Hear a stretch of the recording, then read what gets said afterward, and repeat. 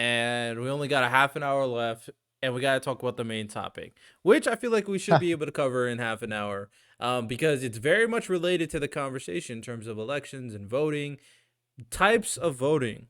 So there's a lot of types of voting out there, and obviously the current system we're using, a lot of people think is very inefficient. Jonathan, did you vote recently at all? Mhm. Okay, Yeah, we had an election. We had an election just back in August. can you describe for the people the quickly the process you had to do in terms of the voting? So like how did the Yep. voting work? I'm specifically talking about Okay. the Yeah. ballot and how you choosing how that works. How would you Yeah. explain it So to people? so yeah. So right now, what happens is you walk in. Depending on where you go, there's a line. There wasn't a line typically. You show them your ID, and they put you in their computer system, and they find your spot.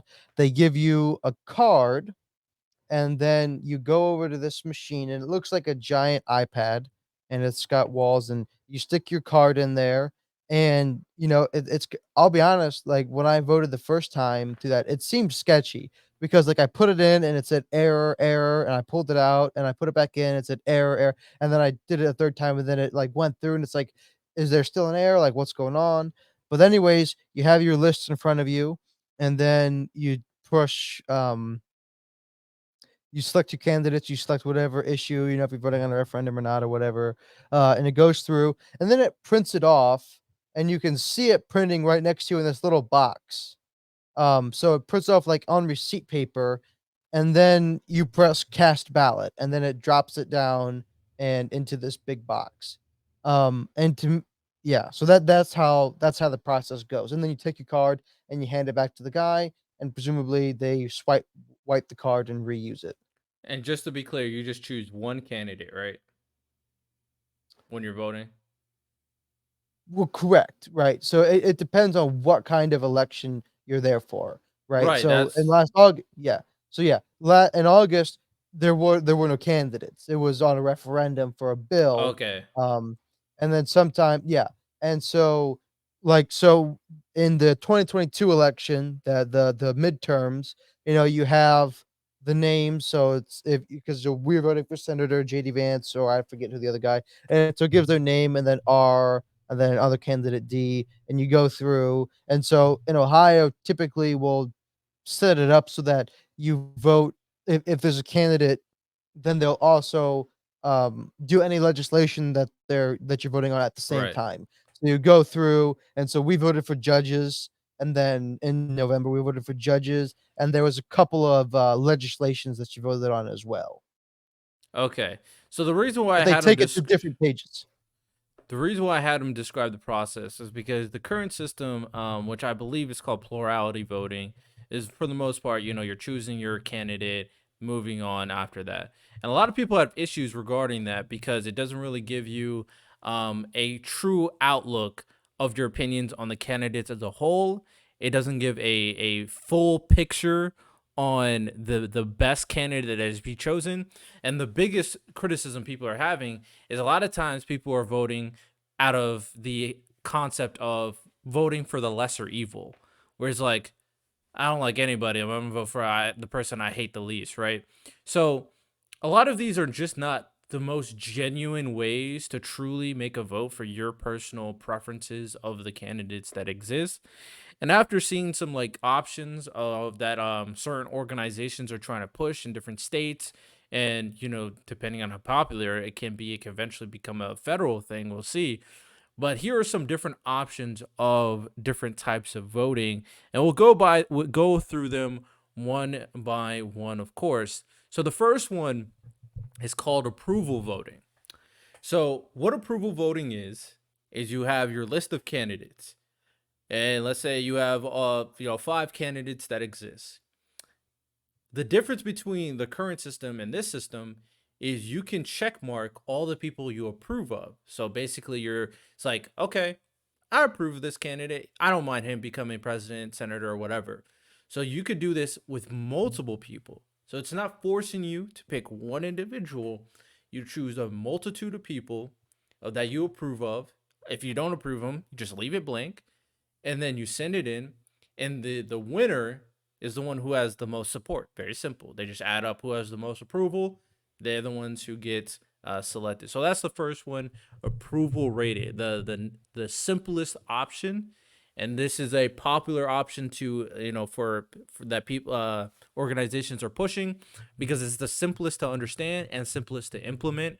But there are other ones that are a little bit more concrete and complicated, but are much more dynamic in terms of what it provides. So, what do you think about approval voting, John? I think that that could work, but it would have large ramifications on how the primary system works, right? Because we only have one Republican candidate. So you'd essentially have to get rid of primaries or allow, several primary winners. That'd be the issue that I see. Unless this is talking specifically, you do this sort of thing specifically for the primaries, right? That's how you decide your primary candidate. I think that would be Right. effective. But R- in a general election, right, it's just 1v1. Correct. So, So yeah, it's definitely more important for figuring out your primary, but you could technically have it pretty valuable for general as well yeah, because I especially it gives the third party value, which is very mhm, important. It mhm, gives third parties yes. value. And even someone's like, hey man, I like all three. Regardless, you're gonna have a number of someone who has the most If approval. somebody if so, okay, I'm gonna say this. It's a take it for if somebody likes all 3 of them, then they have no political vision, and they obviously aren't paying attention to politics, and they're going by a haircut, is what they're doing. Hey So, yeah, because man. if you're like, Joe Biden, Donald Trump, Robert F. Kennedy Jr., they're all the same. I can go for any one of them. That dude is high 90% of the time and isn't paying attention to anything. I mean, you might be right. Oh, shout also we should have said Robert F. Kennedy is running as a third party.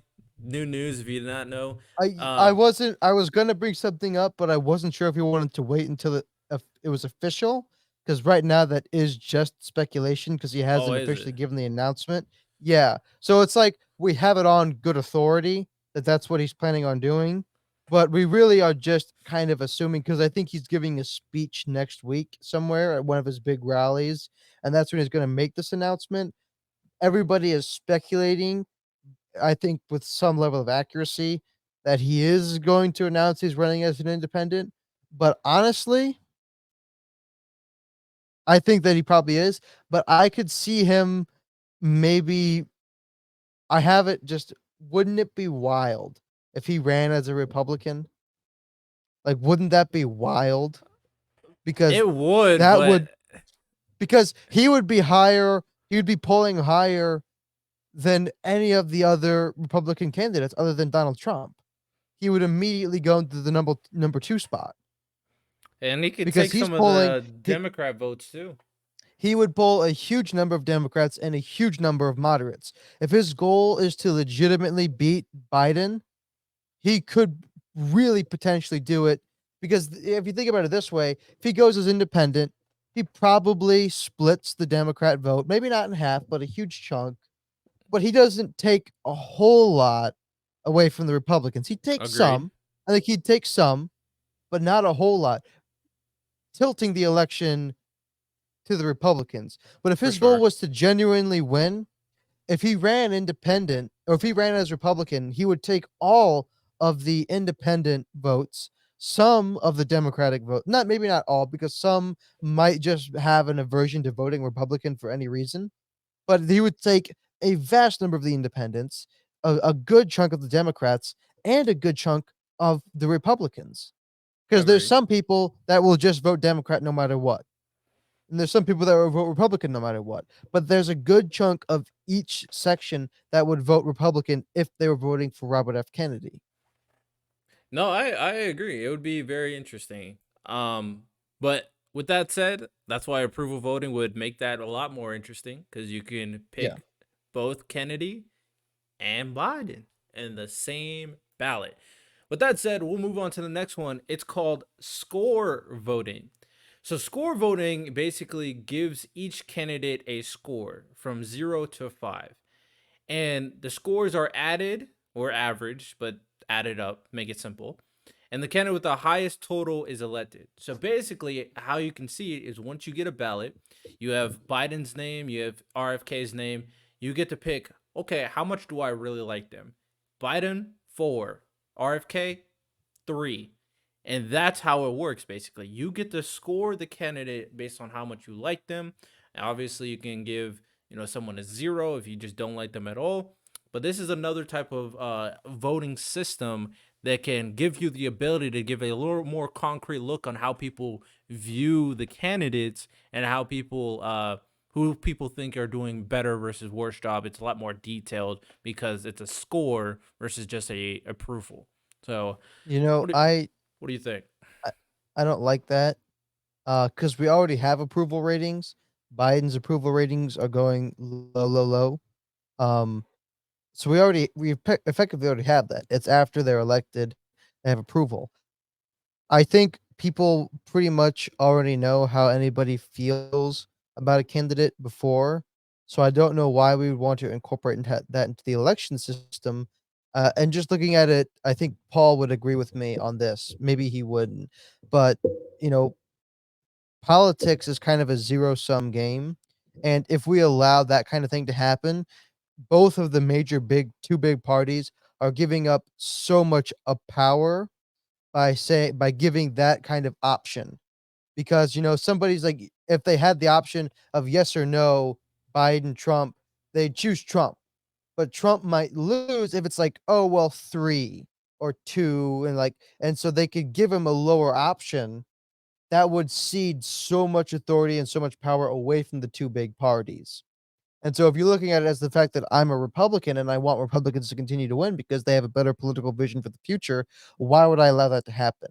It's putting unnecessary risk and I think unnecessary complication into the electoral systems, which we already know are a little bit sketch.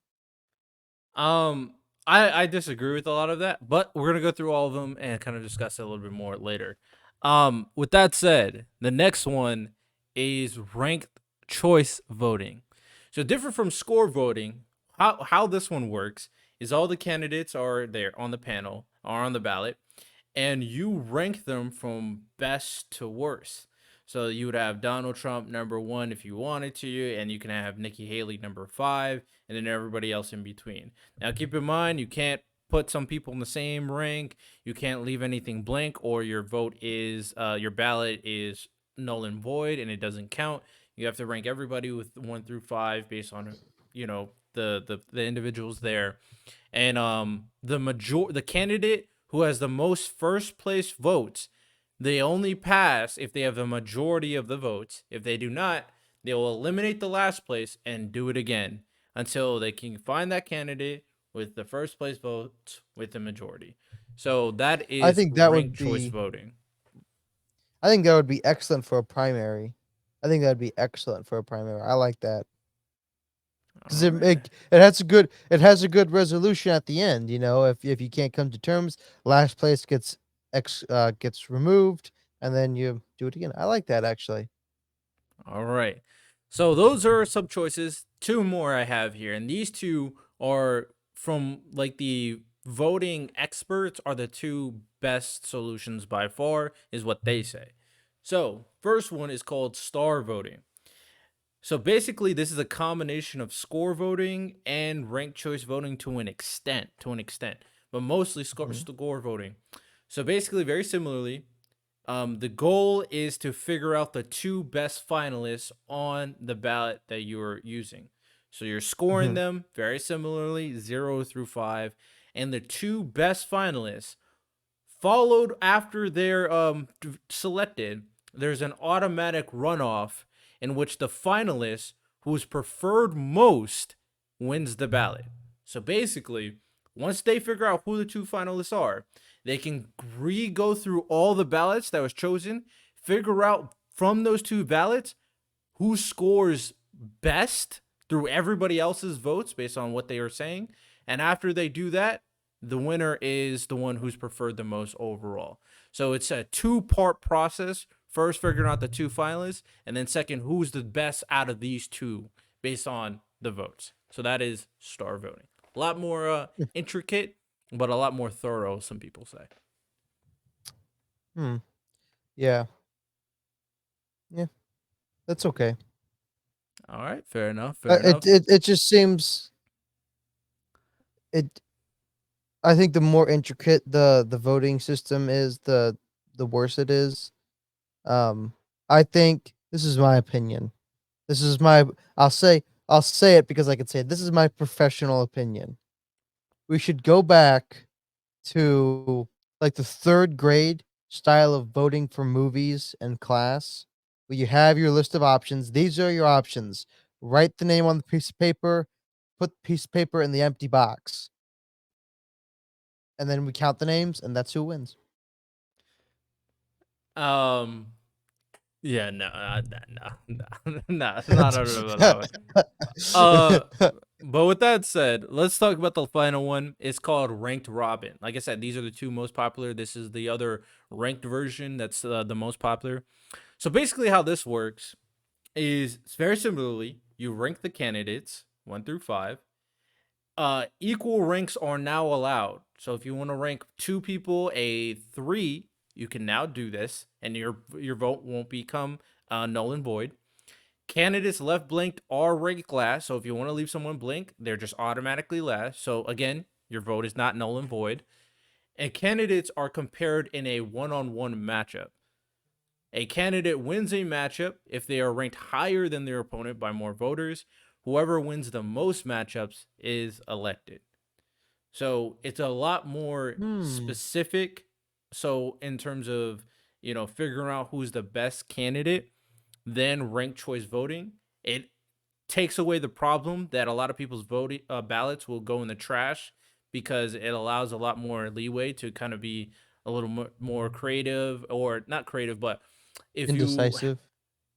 or indecisive, or you have a little bit more nuance where you think two candidates are on the same level, now you can relay your opinion properly. So this is ranked robin. What do you think? I think that's good. I think that's okay. I wouldn't prefer it. I don't have an issue with the style of our voting, whatever you call it. I don't have a huge issue with it.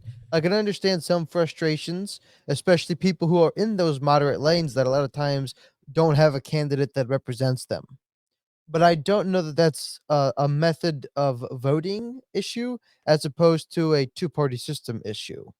Um, but I think those are good. I think those are fine. I wouldn't like be upset if one of those replaced our current system. I don't think there's an issue with our methodology of voting as opposed to the particulars of how we are voting, the system of like the electronic system of voting that we have.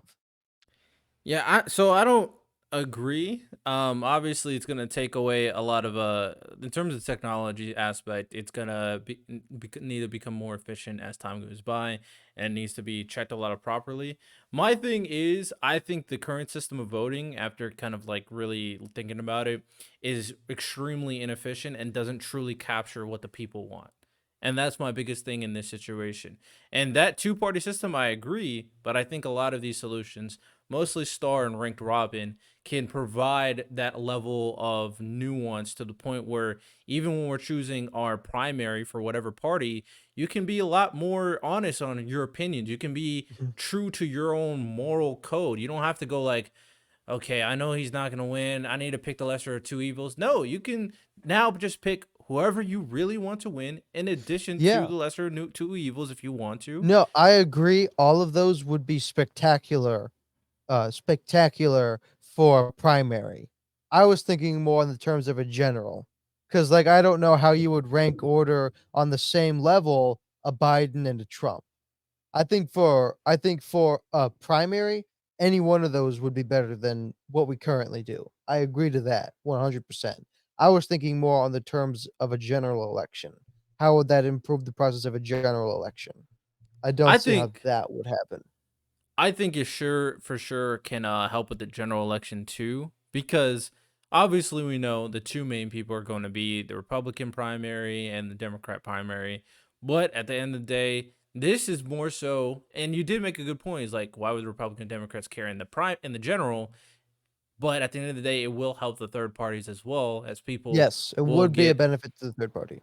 it'll make them much more relevant, of course, and then make their impact stronger. But also the aspect of the general that it's really helping is it's getting people's truest thoughts about the candidate themselves.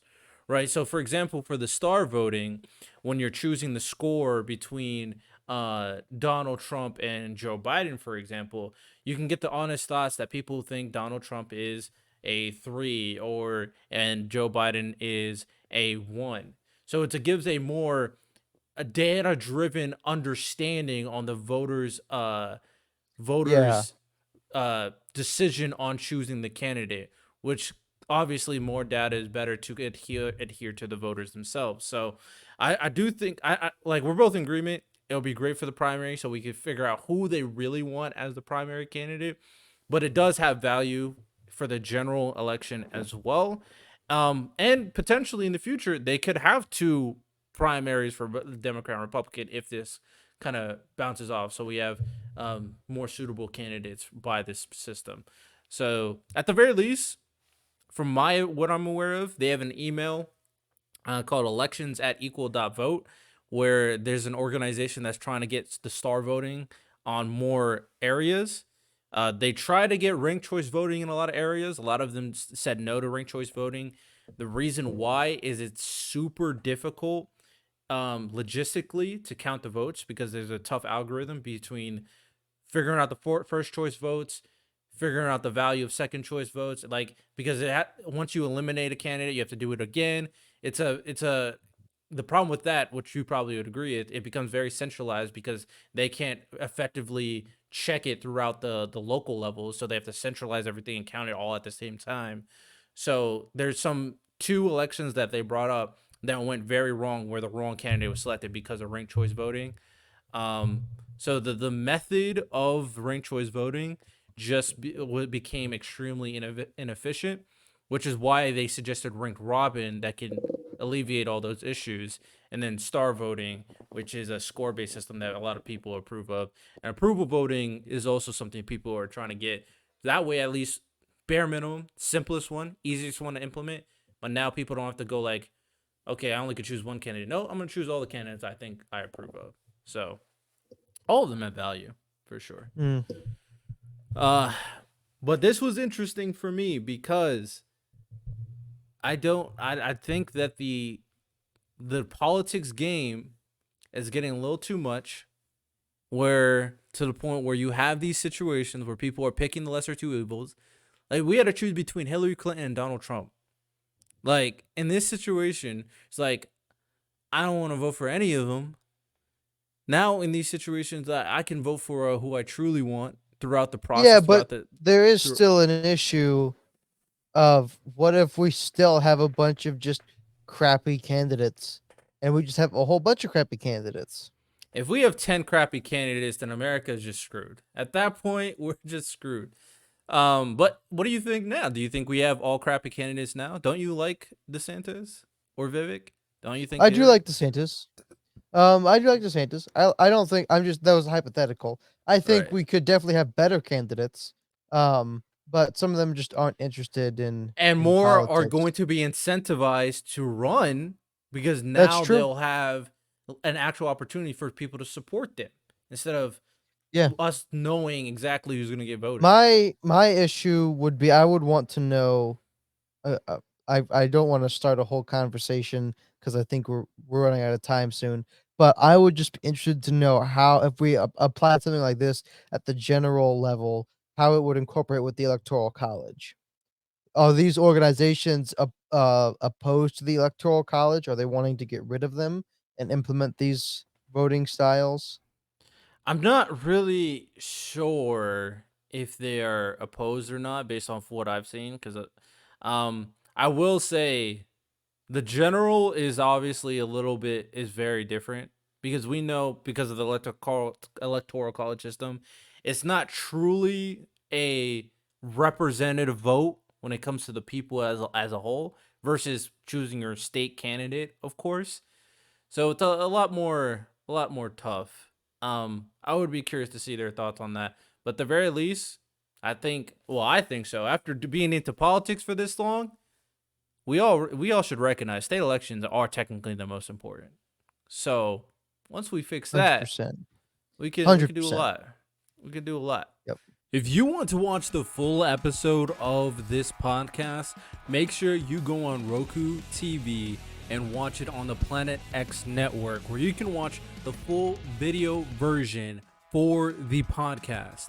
Again, go to Planet X Network on Roku.tv to watch the full version. I hope you do enjoy. Of course, you can still listen to the full audio version on Spotify, Apple Podcasts, and any other podcast platform you listen to podcasts.